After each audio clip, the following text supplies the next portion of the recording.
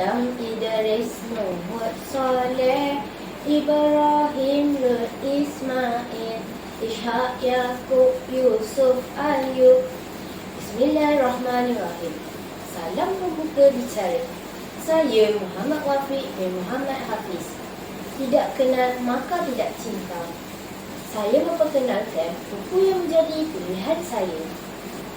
Buku ini dibeli oleh saya sendiri. Saya memilih buku ini kerana buku ini dapat memberi pengisian rohaniah saya. Buku ini bertajuk Kisah Perjuangan dan Pengajaran 25 Nabi dan Rasul. Buku ini ditulis oleh Muhammad Faiz bin Muhammad Shah Al-Hashimi yang telah diterbitkan oleh Pustaka Al-Ihsan. Ia diedarkan oleh Seri Sarjana Mahdi. Buku ini mempunyai 250 muka surat. Tak lapuk dek hujan, tak lekap dek panas.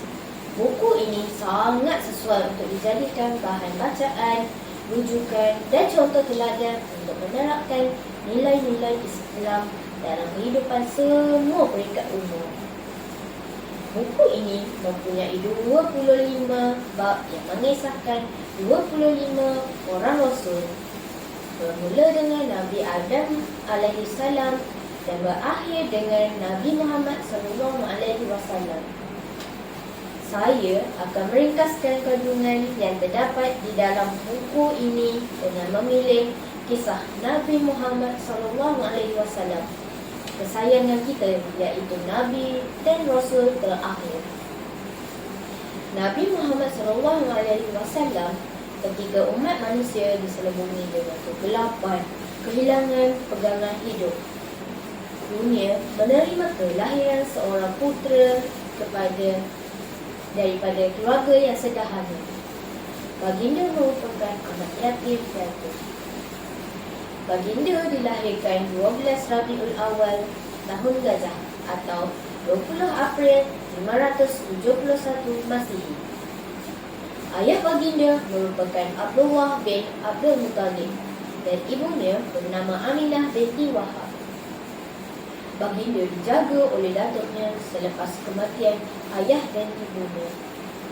Kemudian baginda Nabi Muhammad SAW sering berdagang ke Syam bersama pakciknya kerana baginda dijaga oleh pakciknya selepas kematian datuknya.